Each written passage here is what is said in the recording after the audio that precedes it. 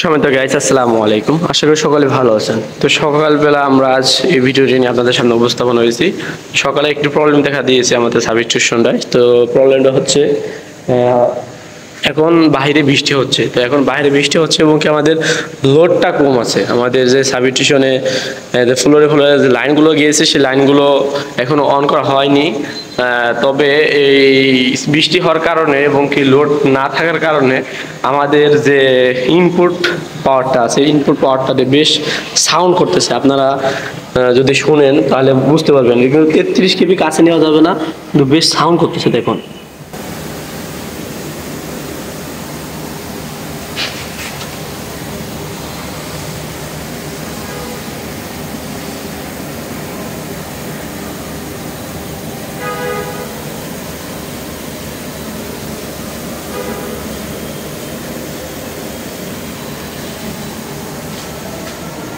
তো গাইস, সাউন্ডটা বেশ আস্তে আস্তে করতেছে, মানে সে সরাসরি থাকলে হয়তো বা ভালো শুনতে পারতেন। আমার ক্যামেরার যে মাউথ স্পিকারটা আছে সেটা দিয়ে হয়তো বা এতটা সাউন্ড বোঝা যাবে না। তো এই সাউন্ডটা করার কারণ কি? এই সাউন্ডটা আমরা কয়েকবার এটা ঠিক করেছি, কয়েকবার। তারপর এখানে 33 কেবির লোক এনে এবং কি পল্লী বিদ্যুতের লোক এনেও আমরা এটাকে ঠিক করেছি, এবং কি আমরা নিজেরাও কয়েকবার ঠিক করেছি। তারপরেও এই সাউন্ডটা রিমুভ করা যাচ্ছে না। তো এর আগে আমাদের যে কেবল আছিল, লাক্সের কেবল, সেটা এখানে কিন্তু স্পার্ক করছিল। দেখুন, এখানে স্পার্ক করে একবারে কেবলটা বের হয়ে গিয়েছিল। এদিক দিয়ে এসটি যে বিদ্যুৎটা আছে, এসটি বিদ্যুতের দিক দিয়ে ফুটো হয়ে বের হয়ে গিয়েছিল। তো আমরা কি করেছি, এখান থেকে আমরা কেটে ফেলেছিলাম তারটা। এখান থেকে আমরা কেটে পরে আবার গুঁড়া থেকে লাক্স লাগিয়ে আবার লাগাইছিলাম আমরা ইনপুটে। হ্যাঁ, তো ইনপুটে লাগানোর পরে তারপরেও কিন্তু আমাদের ছেঁচড়া আওয়াজটা যায় নাই। আর এখান থেকে যেটা পুড়েছিল সেটা কিন্তু অনেকটা, প্রায় 1 হাত পরিমাণ তার কিন্তু আমরা বাদ দিয়ে দিয়েছিলাম। তারপরেও এই সাউন্ডটা কিন্তু যাচ্ছে না। এই সাউন্ডটা না যাওয়ার কারণ কি? এই সাউন্ডটা না যাওয়ার কারণ আমরা অনেক বিশেষজ্ঞ ইঞ্জিনিয়ারিংও দেখেছি, তারপরেও এই সাউন্ডটা তারা রিমুভ করতে পারতেছে না। তো ওই পাশে প্রচুর সাউন্ড হচ্ছে, প্রচুর। আপনাদের একটু যদি শোনাতে চাই তাহলে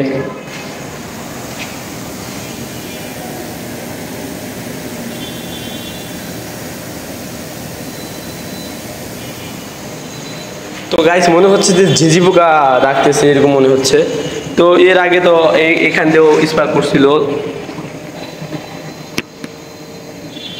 তো গাইস, এখন দেখা যাচ্ছে না, ভিতর অন্ধকার। তো যাই হোক, তো এই সাউন্ডগুলো হওয়ার কারণ বেশিরভাগ সময় কিন্তু গাইস, আপনারা যারা কমেন্ট করবেন তারা অবশ্যই বলবেন যে হয়তো বা নাট লুজ আছে, বা তোমাদের লাক্স লাগানো ঠিকমতো হয়নি, এরকম আপনারা কমেন্ট করতে পারেন। কিন্তু আসলে গাইস, এখানে লাক্স লাগানো বা আপনাদের যে নাট লুজ এগুলো কিছুই নাই, সবই ঠিকঠাক আছে, সব ঠিক আছে। তারপরও এরকম ছেঁচা ছেঁচা আওয়াজ করতেছে আমাদের এই কেবলটা থেকে। মানে এক কথায় যে একদিক দিয়ে লাগালে আরেক দিক দিয়ে লিক হয়ে যাচ্ছে। এই যে আমাদের তারটা ওয়্যারটা আছে, সেই ওয়্যারটা আমরা যদি একদিক দিয়ে লাগাই, একদিক দিয়ে ঠিক করি, আরেক দিক দিয়ে লিক হয়ে বের হয়ে যাচ্ছে। তো এরকম হওয়ার কারণে যখন আমরা কয়েকটা কিন্তু আমরা লাগাইছি, কাভার লাগাইছি। এই কেবলটার উপরে কিন্তু আমরা কয়েক প্রকার কাভার লাগাইছি, একবারে গুঁড়া থেকে। হ্যাঁ, এবং কি আমরা যে টিউবগুলো আছে, টিউবগুলো কিন্তু সুন্দর মতো লাগাইছিলাম হিট দিয়ে, তারপরও এরকম হচ্ছে। তো এরকম হওয়ার কারণ আমাদের যে ইঞ্জিনিয়ার আছে সে অনেক গবেষণা করেছে বা অনেক চেষ্টা করেছে এটা রিমুভ করার জন্য, তারপরে এটা করতে পারতেছে না। তো আপনাদের কার কি মতামত অবশ্যই কমেন্টে জানাবেন, যে এটা রিমুভ করার কি উপায় হতে পারে। তো এখানে আরেকটি বিষয় আছে, আমার কাছে মনে হচ্ছে যে এটার কেবল লুজ, মানে ওয়্যার গ্যাপ থাকলে এই সমস্যাটা হতে পারে। তো এটা ওয়্যার গ্যাপ কি না, তো আমি আপনাদেরকে দেখাচ্ছি।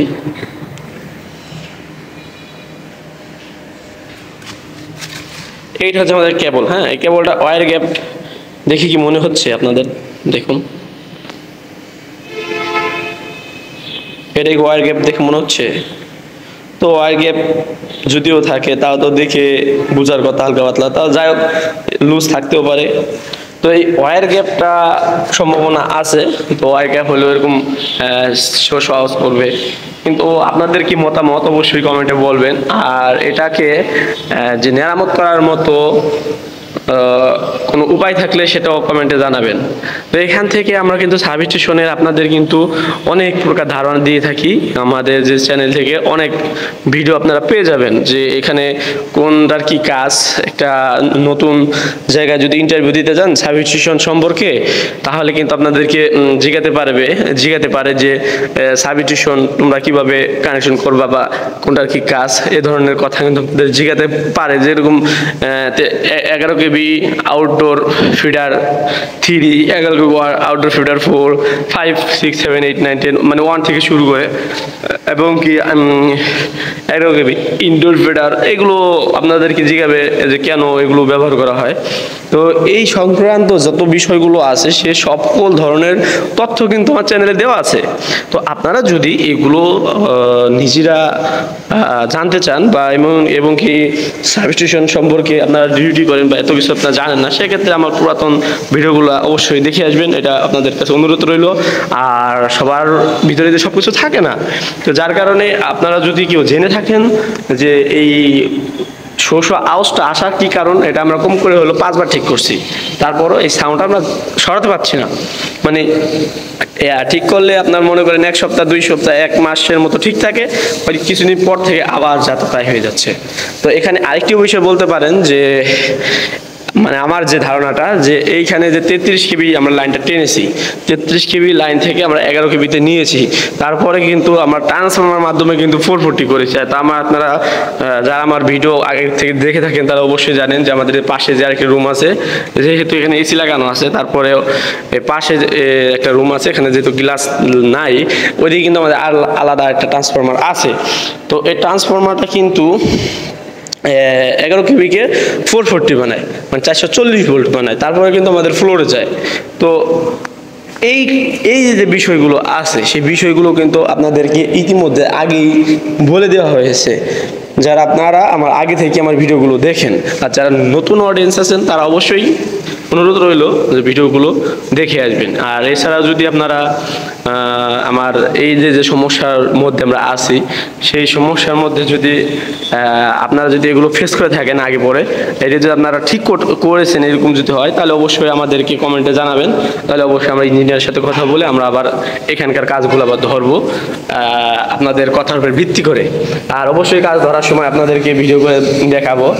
আর যদি হয়ে যায় তাহলে আলহামদুলিল্লাহ, আপনাদের জন্য শুভকামনা থাকবে। এমনি তো শুভকামনা আছে, তারপরও কৃতজ্ঞ থাকবো আর কি। যাই হোক গাইস, যদি ভিডিওটি ভালো লেগে থাকে তাহলে অবশ্যই চ্যানেল সাবস্ক্রাইব করে রাখবেন এবং কি লাইক করে দিবেন। তো আরেকজনকে দেখার সুযোগ করে দিবেন শেয়ার করে। তো সবাই ভালো থাকুন, সুস্থ থাকুন। আসসালামু আলাইকুম রহমতুল্লাহি ওয়া বারাকাতুহু।